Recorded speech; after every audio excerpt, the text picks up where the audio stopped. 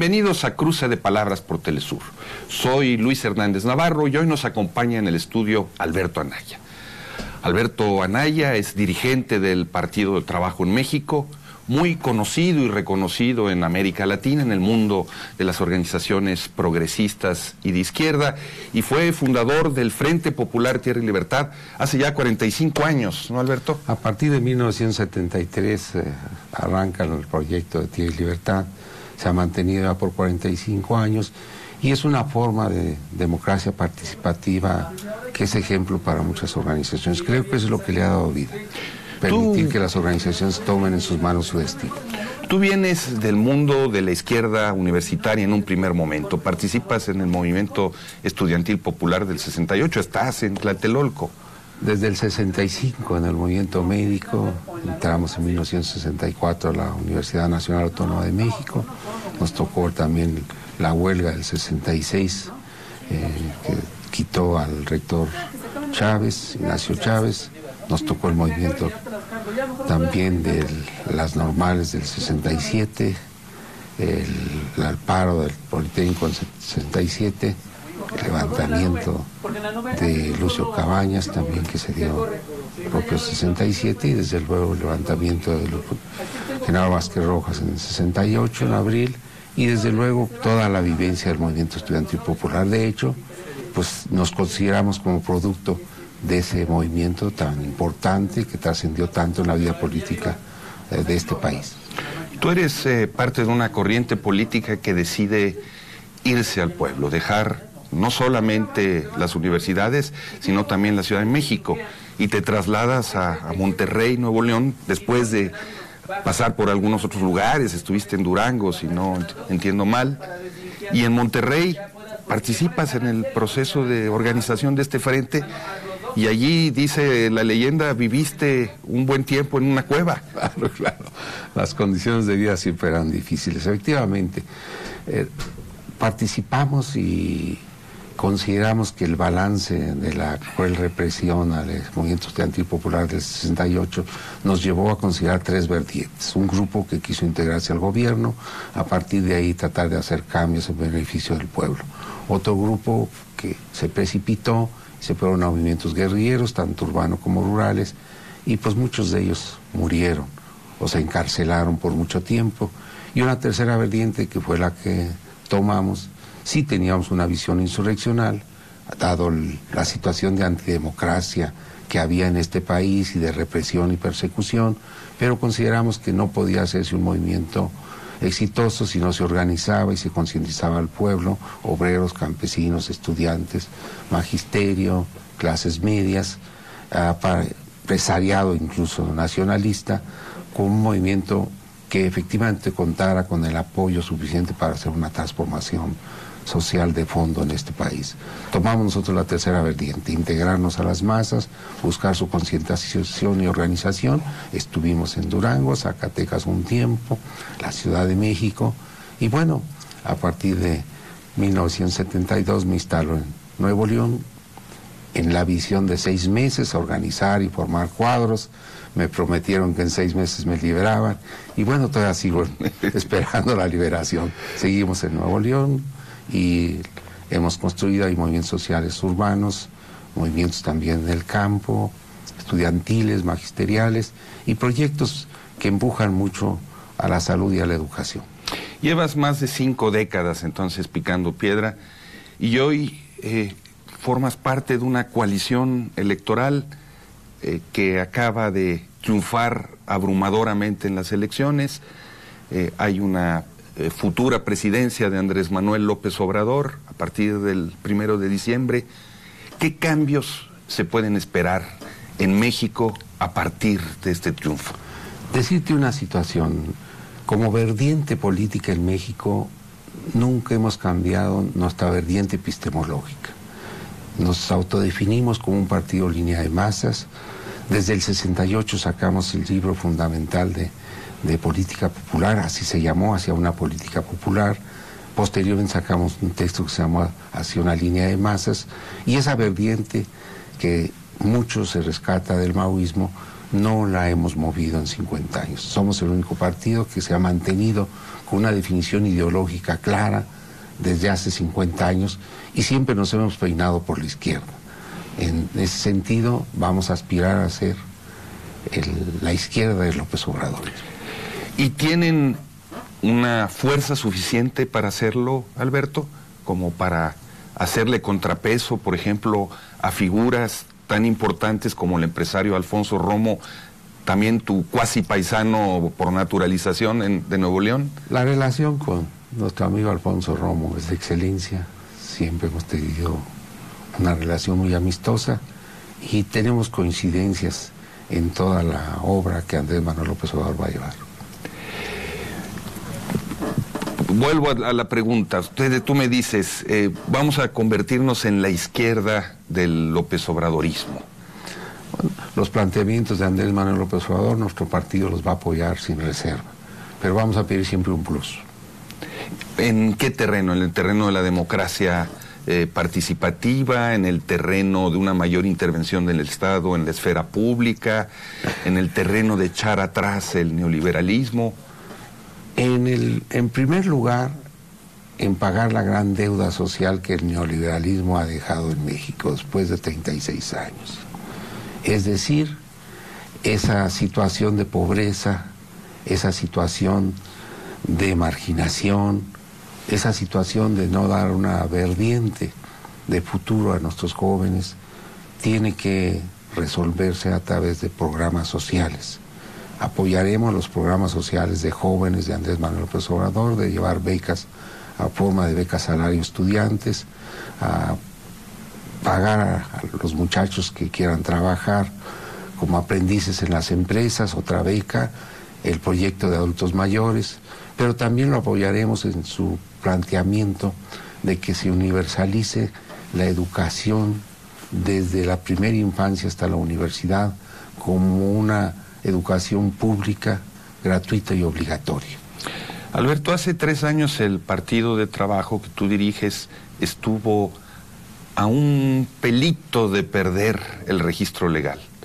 Fue complicadísimo que se mantuvieran en la arena pública con ese registro legal. ¿Qué se siente 3 años después estar precisamente del otro lado? Creo que nos ha costado siempre haber estado apoyando sin reservas a Andrés Manuel López Obrador.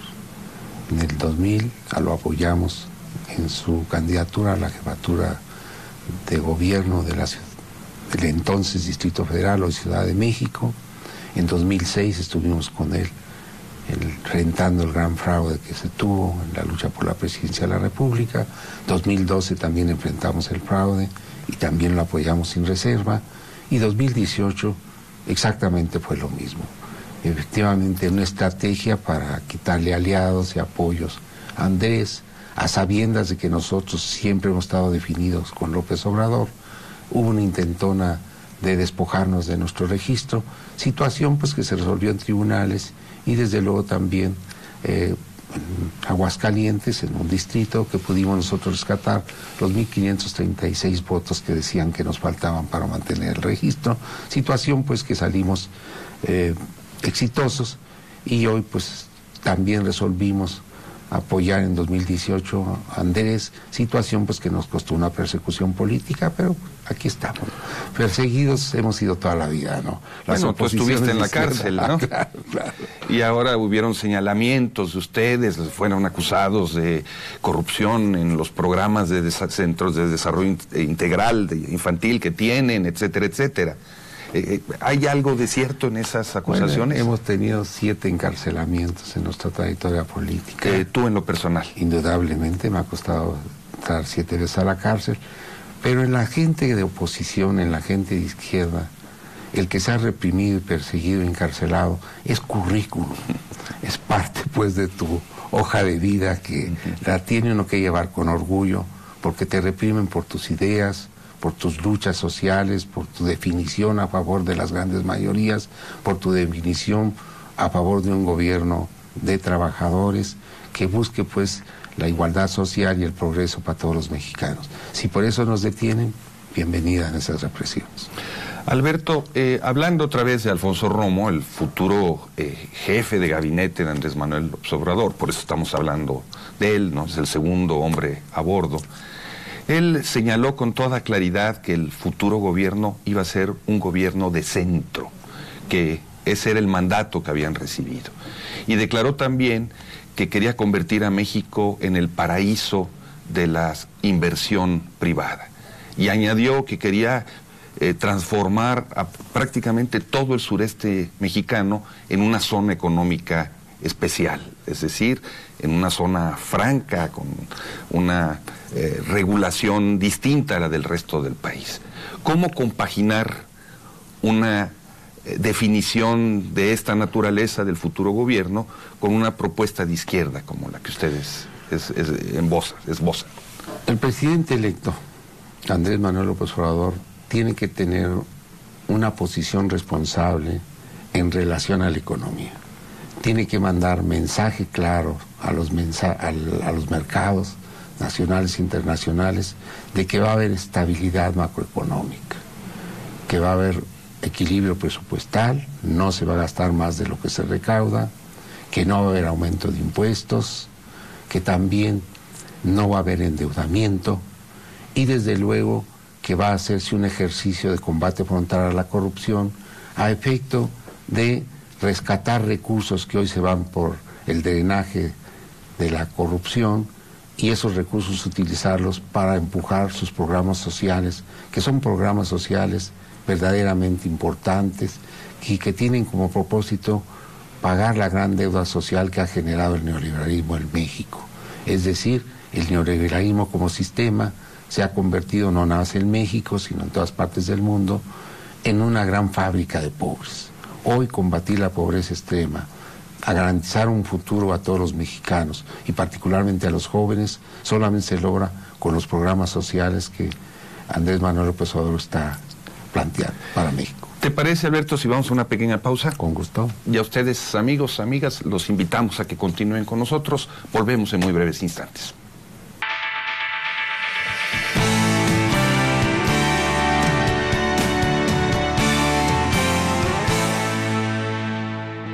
Estamos ya de vuelta en este cruce de palabras, conversando con Alberto Anaya, dirigente del Partido de Trabajo, fundador del Frente Popular Tierra y Libertad en Nuevo León, y estamos conversando con él sobre el futuro del nuevo gobierno, de cuya coalición el Partido de Trabajo forma parte. Alberto, sobre la política hacia Latinoamérica del futuro gobierno, parecen haber señales encontradas. Por un lado, Andrés Manuel mismo ha insistido en que va a regir la diplomacia mexicana a partir de los principios básicos de no intervención, no injerencia en asuntos extranjeros, etcétera, etcétera. Pero por otro lado, su futuro canciller, Marcelo Ebrard, ha declarado, entre otras muchas cosas, primero, que va a regular la política hacia América Latina sobre la base del libre comercio.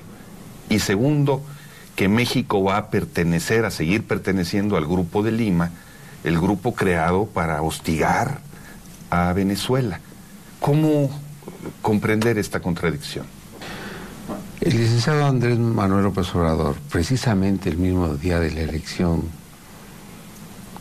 dio una conferencia al pueblo de México y a toda la comunidad internacional. Y su planteamiento en política exterior fue muy claro: amistad con todos los pueblos. Ese concepto es un concepto muy importante, porque va implícito la doctrina Estrada, va implícito la política de Estado que significa el artículo 89 constitucional, donde claramente se establece que el gobierno mexicano rige su política exterior por el principio de la no intervención, por el principio del respeto a la autonomía y de autodeterminación de los pueblos, por la solución pacífica de los conflictos entre las naciones, por los proyectos de cooperación para el desarrollo económico y social, y desde luego por la igualdad jurídica de las naciones. ese concepto, pues, van a ser los ejes fundamentales. Consideramos que en relación a la creación del Grupo de Lima es un instrumento dócil al servicio de los norteamericanos. Se les quiere utilizar como un garrote para agredir a los gobiernos progresistas y en un momento dado hasta para justificar una intervención militar. No nada más el tema de buscar hacer una guerra comercial, hacer guerras mediáticas, patrocinar mercenarios para hacer el papel de falsos opositores, provocadores sistemáticos, pagar a las empresas de comunicación para seguir enlodando todos los días y desprestigiando a los gobiernos, y desde luego darle un manto de legalidad a posiciones tan injerencistas como la que hoy están teniendo en el caso de Venezuela y en el caso de Nicaragua. Sí consideramos que todos debemos de ajustarnos a la Constitución. La Constitución es clara, por encima de ella nadie. Y a esa situación nos tenemos que ajustar. ¿Cómo son entonces explicarnos las declaraciones del canciller? Son respetables las declaraciones de nuestro amigo Marcelo Ebrard. Creemos nosotros que se ha tomado la decisión de que en México se respete la libre empresa, que se mantengan los tratados internacionales de relaciones comerciales con distintas naciones, y en esa perspectiva el libre comercio sigue siendo un eje fundamental, no nada más para México, sino también para muchos países del mundo, y en esa tónica creemos que no hay ningún problema, que se busque la cooperación económica en ese marco con los países de Centroamérica, los países de Latinoamérica y el Caribe en general, y los países del mundo. Creo que a México le urge diversificar sus relaciones. No podemos tener el 85% de nuestras relaciones comerciales y económicas de ida y vuelta con los Estados Unidos. Creemos que hay que diversificarlas, hay que mirar a Asia, hay que mirar a China, a Japón, a Singapur, Taiwán, Hong Kong, Corea del Sur, que son naciones que son las que tienen más alto crecimiento en el mundo, la propia India, que hoy se pone a la cabeza del crecimiento económico mundial con 7.5 de crecimiento del PIB al año, y desde luego hay que mirar nuestros ojos a Europa, también hay que mirar los ojos a Rusia, a Irán. La postura del presidente electo está muy clara: amistad con todos los pueblos, y es la gran orientación que nosotros necesitamos regir. Desde luego que condenamos la participación del gobierno de México en el Grupo de Lima, porque es anticonstitucional, porque va en contra del principio de libre autodeterminación de los pueblos, y va en contra del principio de la no intervención, y va en contra del principio de buscar la solución de los conflictos entre las naciones por métodos pacíficos, por el diálogo, por la negociación. En esa perspectiva, sí, nosotros impulsaremos como partido que México, en acato a la Constitución, no participe ya como instrumento de los norteamericanos en actitudes de acoso, persecución y bloqueo de naciones hermanas, como es el caso de Venezuela y otros países de América Latina y el Caribe. Alberto, recientemente se dio a conocer la carta que Andrés Manuel López Obrador le dirigió al presidente Donald Trump. Y ahí llaman la atención varias cosas. Primero, que el futuro presidente se identifica con Donald Trump, dice que son parecidos, que los dos desafiaron al establishment, etcétera, etcétera, cuando los críticos de López Obrador habían insistido una y otra vez en que eso era así, y quienes apoyaban a López Obrador decían que no. Al mismo tiempo, en esa carta se señala que México levantará cortinas de trabajo, se entiende, para evitar el paso de los migrantes centroamericanos y de los mismos migrantes mexicanos hacia Estados Unidos. ¿Qué opinión te merece esa carta? Indudablemente, y hay que ser claros, Donald Trump fue un candidato antisistema.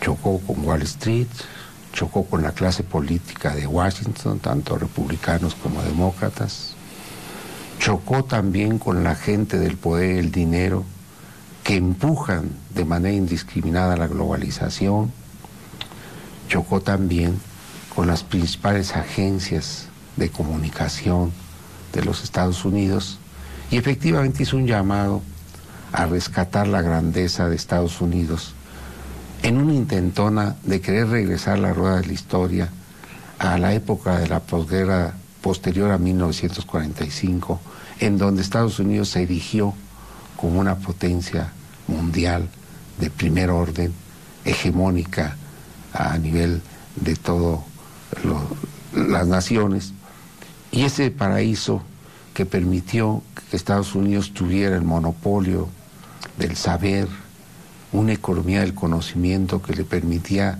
tener la ciencia y la tecnología de punta para ganar en sus relaciones comerciales con el mundo grandes ingresos que le permitían un nivel de vida muy alto, el llamado American Way of Life, a todos los norteamericanos. Con la globalización esa situación se ha ido perdiendo a partir de los 70, de la crisis del dólar, del abandono del Tratado de Bretton Woods, y en esa perspectiva la oferta que hace Trump es el regreso a una situación previa a 1970, en donde el nivel de vida y Estados Unidos era el origen del desarrollo tecnológico y científico. Hoy Estados Unidos nada más mantiene la hegemonía en materia de desarrollo de la carrera armamentista, pero ha perdido ya su capacidad para tener la tecnología y la ciencia de punta. Los inventos, el desarrollo tecnológico científico viene de Asia y viene de Europa, ya no viene de Estados Unidos, y eso les ha permitido que ya no tienen competitividad mundial, y en esa perspectiva tienen una balanza de pagos deficitaria, y es lo que intenta corregir por métodos coercitivos Trump. López Obrador indudablemente también es un candidato antisistema, por eso ganó, y quizás sea el punto de identidad entre los dos gobernantes. Alberto, ¿tiene futuro el Partido del Trabajo a partir de este tsunami de Morena? ¿Hay un espacio político para el Partido del Trabajo al margen del López Obradorismo? Buscar siempre el progreso, el bienestar de todos los mexicanos, buscar la democracia, y particularmente la democracia participativa, buscar siempre que nos manejemos con consultas ciudadanas que orienten los gobiernos y que orienten las políticas públicas, siempre quienes luchamos por ellos siempre tenemos futuro. ¿Van a participar en el futuro gabinete?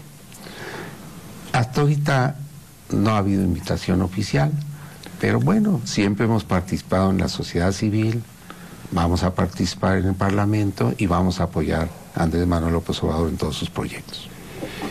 ¿Tú ves posibilidades de que efectivamente haya un combate eficaz a la pobreza?